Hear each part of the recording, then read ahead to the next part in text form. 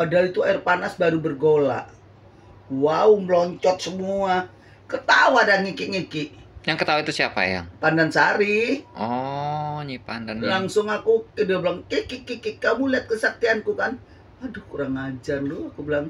Ya terpaksa aku kan juga punya ilmu tentang api ya.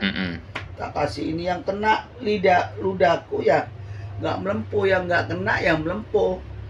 Akhirnya udah itu satu. Terus kedua, karena lambungku ini kan bermasalah banget ya. Kemudian mau di apa ini skop ininya mau diperiksa gitu. Dibawalah aku ke tempat gitu. Udah mau dioperasi, mau dimasukin selang. Itu dokternya didorong karena kan selang mau dimasukin ini aku udah nangis terus. Itu dokternya didorong sampai terjatuh, tanya anakku si Dino sama Novi. Sampai dia bilang, suster, ibu itu dorong aku. Susternya bilang apa? Enggak, dokter jatuh sendiri katanya. Seperti itu coba. Jadi aku tahu, oh dia nggak mau aku diganggu orang. Terus aku bilang dong sama yang Rate, aku nangis, Eyang, ini rambut nggak bisa disisir. Padahal aku kan makannya, rambutku suka diolah, kadang disasak, kadang diapain gitu kalau kita di film ya. Ternyata kata Eyang wis ben, sing penting kamu waras. Jadi aku tuh santetin orang gitu loh. Dia yang jagain gitu. Terus akhirnya aku bilang oke, aku terima. Cuma kamu jangan nempel di rambut ya. Jadi rambutnya itu aku dibiayai sama Gunadi. Tahu Pak Gunadi kan? Tahu. Ahli Feng Shui. Moga-moga Pak Gun ngelihat tayangan ini. Pak Gun itu ngasih aku uang 10 juta. Disuruhnya aku ke Dieng ya. Terus di Dieng itu aku diselamatin ya, buang kain seperangkat. Terus rambut itu separuh tak larung, yang separuh lagi ada di sini di rumah. Jadi kalau aku kepingin cakap-cakap sama Nyi Pandansari, aku tuh nggak pegang rambutnya aja. Bisa nyuruh dia gitu, ada ya. Jadi hal-hal yang begini mistik itu ada nggak ada, tapi ada. Kalau Eyang pribadi ada. Mau bilang nggak ada, Eyang sudah ngalamin semuanya. Terserah. Lu dibilang musyrik atau apa, tapi itu ada gitu loh. Itu awal mula Nyi Pandan sama Eyang Rati akur atau gimana, Eyang? Apa setelah itu ada lagi? Aku mau menerima. Oh, karena Eyang mau menerima. Ya, karena niatnya dia tuh menjagain aku. Terus aku datang ke Dieng ya. Ke Dieng aku sembahyang di Larung. Terus aku datang juga ke Pelabuhan Ratu, kan ada sumur 7 tuh. Betul. Di Pelabuhan Ratu, nah sembahyang di situ. Eyang, kalau ke tempat puranya Nyi Pandan, apakah baru kemarin atau sebelumnya? Baru kemarin. Baru kemarin, Eyang? Baru kemarin. Aku taunya di Gunung Kidul di Kobar. Berarti benar ada di selatan, Eyang ya? Aku kaget. Masalahnya memang itu anak buah kinasinya Ratu Pantai Selatan. Dia punya kolam sendiri gitu loh. Dan aku bawa airnya.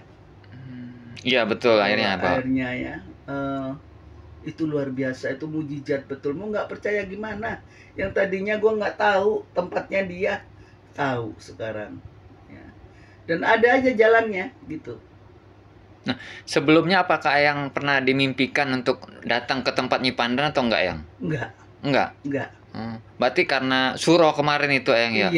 Iya. Itu perjalanan kita ritual ya.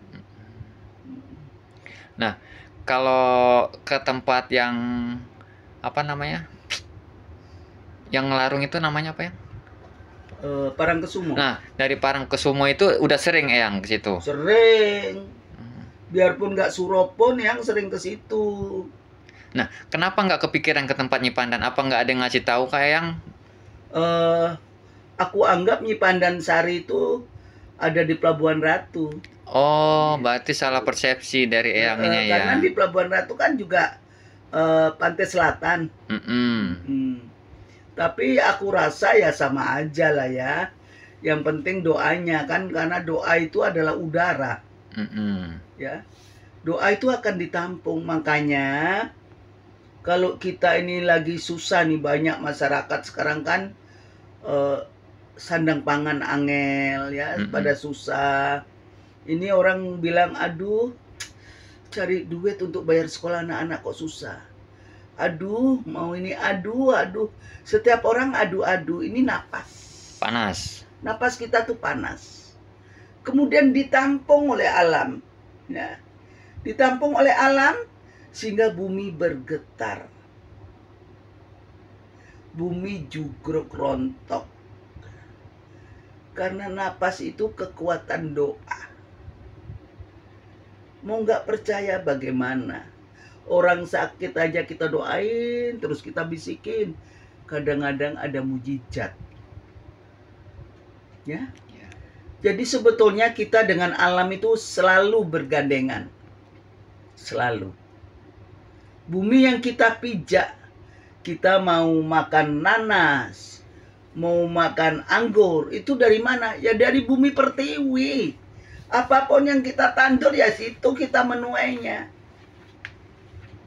Mau apa? Itu perjalanan kayak pertanian. Wah, mau tanam padi sekarang ya. Mau tanam ubi, keluar ubi. Mau tanam jagung, keluar jagung. Tergantung bibitnya. Di alam semesta ini apa saja bisa. Jadi ojo dumeh. Ya. Ojo dumeh. Jadi kita sebagai insan yang masih hidup. Sebab hadiah pertama dari Tuhan itu adalah napas. Ambekan. Ini kita masih punya napas. Tapi kalau kita sudah tidak punya napas, kita hanya sendeku. Dicubit pun kita nggak akan terasa. Ini adalah raga. Raga. Sukmo itu nadi. Ya, yang berketup itu nadi. Roh itu di ubun-ubun. Makanya kalau meditasi, ini meditasi nih. Begini, angkat, memuja asma Allah. Allah Maha Besar, Allah Maha Besar. Taruh di ubun-ubun.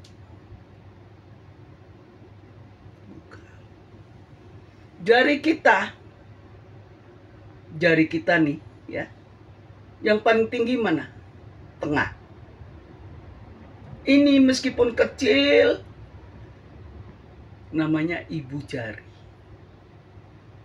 Jari kita yang tengah sama ini dibuat begini. Ini berbuat bunga teratai. Ya. Bunga teratai itu bisa di daratan, bisa dalam air. Ini bunga teratai. Kita satukan.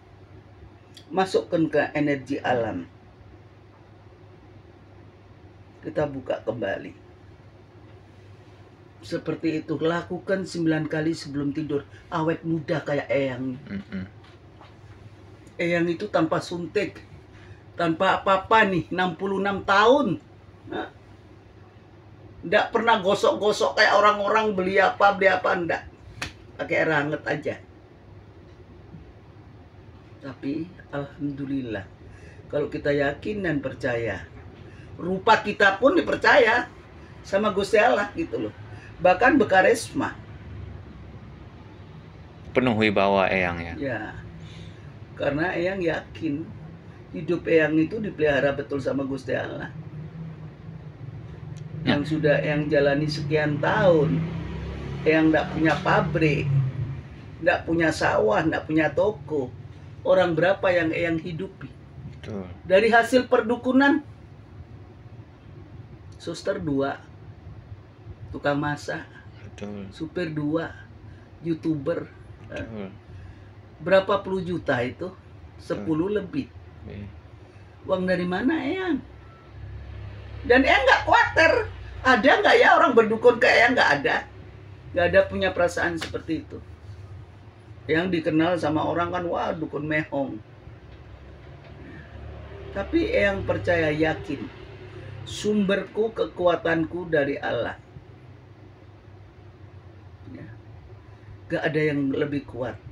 Nabi pun bisa mati kok. Apalagi kita manusia.